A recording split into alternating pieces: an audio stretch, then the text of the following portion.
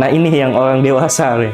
Orang dewasa tapi masih berperilaku anak-anak dan juga masih menghabiskan waktu untuk bermain game. Bahkan waktu di jam kerja dia bisa main game atau saat kumpul keluarga dia main game gitu. Kita lihat anak-anak ya, biasanya yang penting anak-anak anteng gitu kan. Orang tua ya udah biarin aja lah. Yang penting anak anteng main HP, main gadget gitu kan. Udah pakai Roblox, coba bapak ibu yang emang punya anaknya udah kecanduan yang nggak mau lepas dari HP, disuruh sekolah susah, disuruh makan susah, bahkan yang penting ya udah dia antengnya main HP aja gitu, main game Roblox. Itu berarti bisa ya diruqyah. Jadi tujuannya untuk menenangkan hatinya ya, dan juga bisa memperbaiki mental secara spiritual gitu.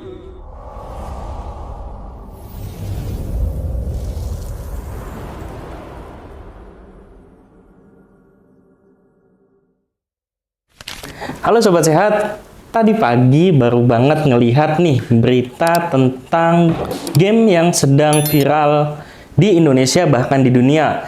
Nah, tapi banyak masalah-masalahnya. Nah, berita yang tadi pagi saya baca itu ada gara-gara main Roblox, orang tua khawatir karena muncul teks dan juga gambar yang tak patut. Nah, itu bagaimana? Saya udah bersama Pak Rifki dan juga kita akan berdiskusi bareng mengenai game Roblox ini.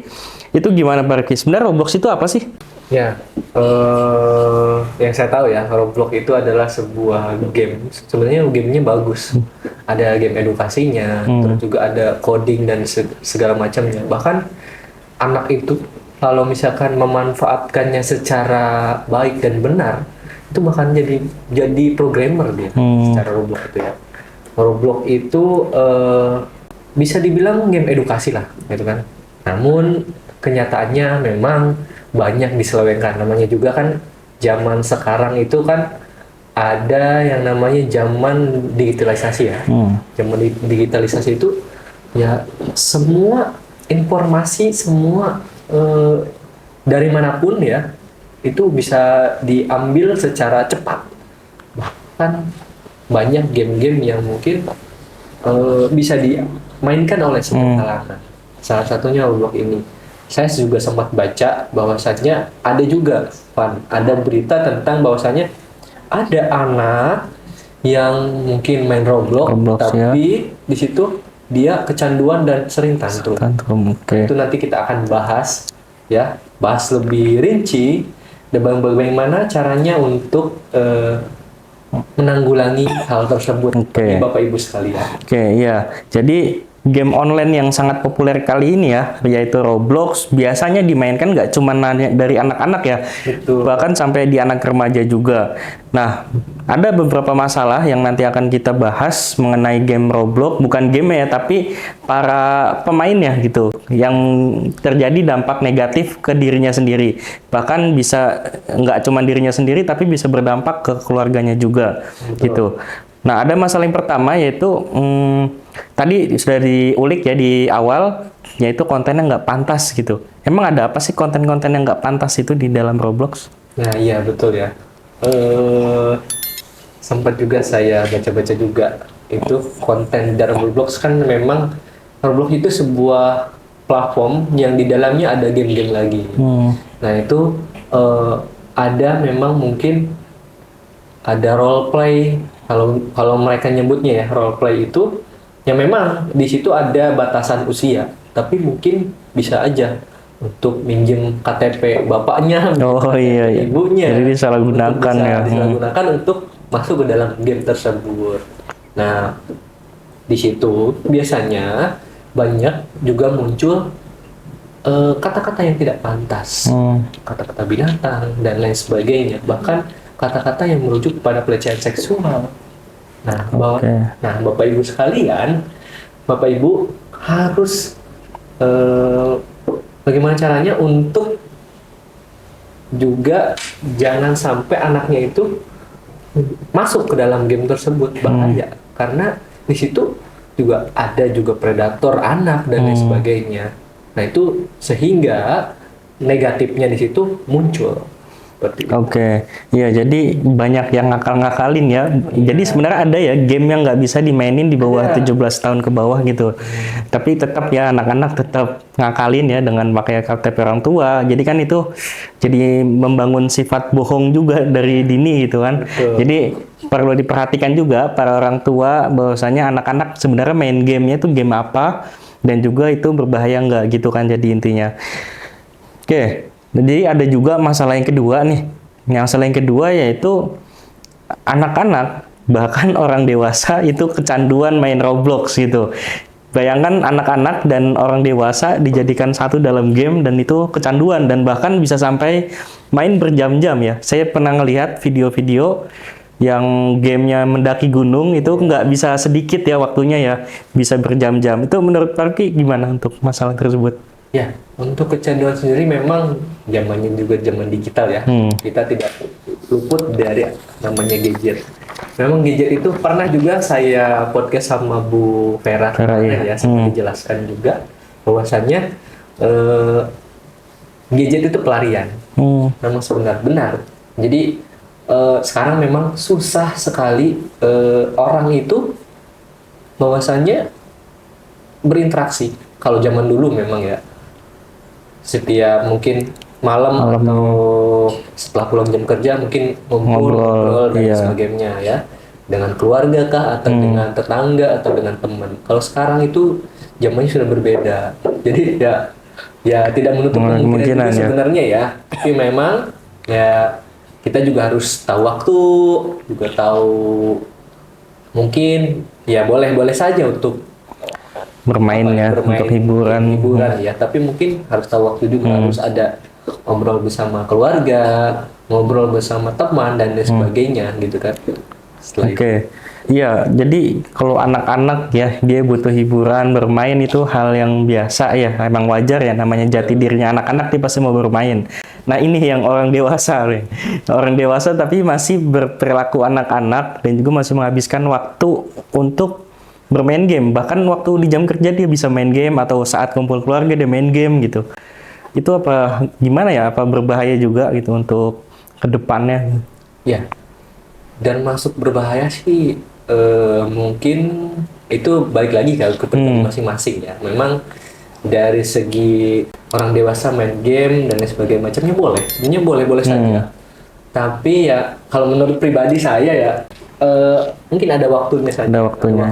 Mungkin kalau misalkan lagi kumpul, kita kan bareng kumpul sama keluarga, itu ya udah ngobrol, udah sama ngobrol. keluarga dan lain sebagainya macamnya. Kalau misalkan lagi kerja ya kerja lah, gitu fokus kan. ya, fokus kerjanya gitu. Jadi ada waktu-waktu tertentu mungkin yang membuat kita hiburan. Ada juga hobi, ada orang yang hobi terkait hobi main game, hobi mancing bahkan iya. hobi apa lagi? Hobi main bola dan sebagainya. Nah itu ya itu sebagai hiburan dia agar tidak burnout saat bekerja. Sebenarnya seperti itu. Tapi memang kenyataannya saat ini yaitu kecanduannya itu. Karena game online ini bahkan bisa kecanduan, bahkan bisa merusak mental. Gitu. Kayak mungkin ada ya kayak kalau nggak main di jam ini ataupun nggak main sekarang juga kayak ada yang kurang gitu ya. Itu juga bisa. Nah itu nanti bisa masuk nih ke masalah yang ketiga yaitu dampak masalah fisik ya. Tadi kita udah bahasnya itu kontennya yang kurang bagus. Yang kedua tuh tadi waktunya bermain yang sangat panjang dan juga bisa menyebabkan efek kecanduan. Nah untuk dampak kesehatan fisiknya nih, pasti kan kalau kita main game pasti begini ya, duduk ataupun tiduran sambil tengkurap mata depan layar itu gimana sih dampak fisiknya kira-kira? Jadi dampak fisiknya kita sering kali nih kalau game kan gini, main game nanti tangan kadang kalau misalkan berjam-jam kan merasa kaku kram gitu. Kaku, terus juga kalau misalkan sambil tiduran ya itu kan berbahaya sekali sama screen ya, sama mata. Nanti bahaya, nanti ada minus, jadi bahkan bisa minus untuk matanya sendiri gitu. Ya sebenarnya boleh-boleh saja, tapi asal ada intinya ya, asal ada waktu yang tepat gitu. Dan bisa jadi juga gini, kalau kita main game nih, contoh setelah pulang kerja mungkin jam setelah maghrib sampai mungkin dia begadang tuh sampai Sampai pagi, pagi ya. main game terus-terusan sampai pagi, dan besoknya bahkan capek, lelah, lesu, letih, dan bisa merusak mental juga bagi kesehatan. Seperti itu. Oke. Ya berarti sebenarnya kalau main game ya, kalau sejam ataupun 30 menit oke lah ya gitu ya. Iya. Jadi kalau yang main berjam-jam itu pasti ngerasa nih badan yang fisik ya. Saya juga pernah ya untuk main game juga gitu. Kalau berjam-jam pasti badannya pegel, leher tiba-tiba nanti kaku gitu. Bahkan ketika kita capek main game dibuat tidur pun tuh susah gitu. Jadi ya mungkin perlu juga dijaga ya waktunya, dan juga ketika kita bekerja, ketika kita sekolah ataupun masih dalam pendidikan kita harus fokus juga gitu. Nah, jadi jangan sampai Roblox ini mengganggu aktivitas nyata kita ya. Iya. Kalau menurut saya sih itu sih. Dan di Roblox sebenarnya kalau kita lihat kayak ya dunia juga, Iya, dunia virtual. dunia virtual ya. Kayak mereka ngerasa dirinya ada di dalam Roblox, di dalam gamenya itu ya. Role play itu. Role play itu ya. Kan menjadi orang yang berbeda daripada diri sendiri. Iya. Mungkin dia bisa Polisi. jadi polisi ya. Bisa jadi pendaki. Pendaki ya. Jadi apa? Kan sebenarnya itu bisa gitu kan. Oke. Berarti itu ya Roblox. Nah, ini juga ada masalah yang keempat. Nah, ini biasanya yang tadi udah sempat kita singgung juga, masalah mental dan juga emosi. Nah, ketika kita bermain game dan juga bertemu dengan kawan-kawan yang biasanya berkata kasar ataupun ya berkatanya tidak baik lah gitu, pasti kita di dunia nyata pasti akan ikutan gitu. Dengan cenderung emosi yang tinggi. Ketika dia main game kalah pasti emosi. Ya. Jadi emosinya dibawa ke dunia nyata. Itu gimana menurut Rifki? Jadi gitu. Roblox kan memang kebanyakan nih game role play. Iya. Memang kalau yang diblokir ini dan yang tidak pantas ini kebanyakan role play. Karena dia bersinggungan dengan orang dewasa juga, dan juga tadi ada kata-kata yang tidak pantas ketika dia kalah atau ya. misalkan tidak sesuai lah dengan maunya dia, pemainnya itu ya. Apalagi anak-anak ya. Kalau anak-anak pengennya menang terus gitu kan, menang terus di dalam dunia game dan sebagainya. Nah itu bisa memicu emosi yang tidak tertahankan.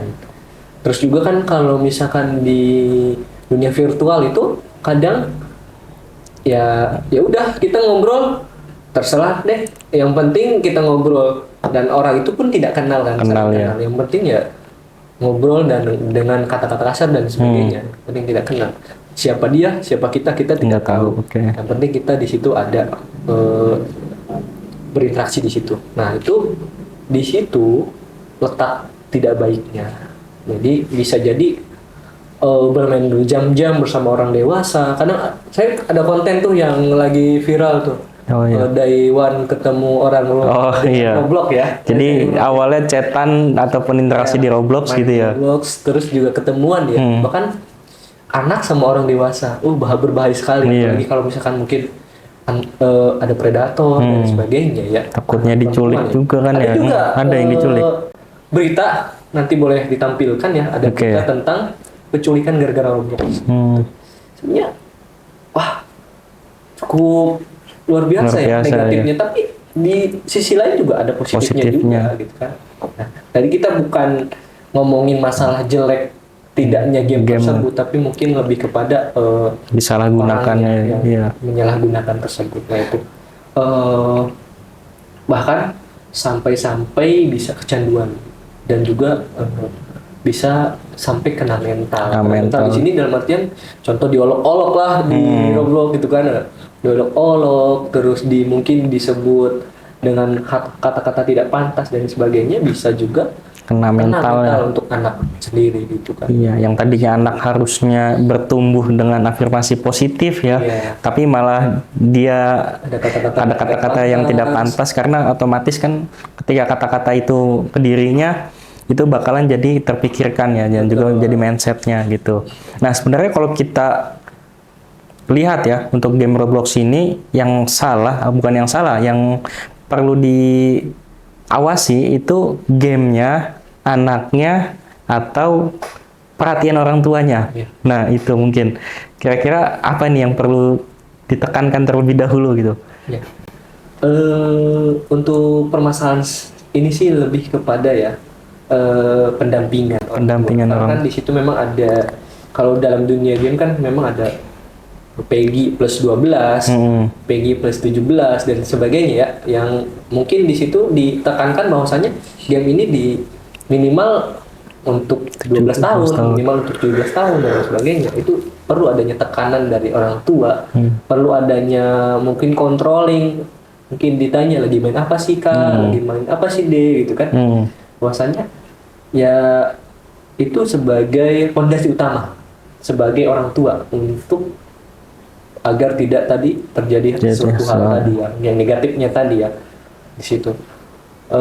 Yang kedua memang lebih kepada kalau yang untuk dewasa ya, pengawasan pribadi. Pengawasannya itu ya memang itu tidak pantas dan itu tidak boleh dilakukan sama kita. Ya udah kita tinggalkan.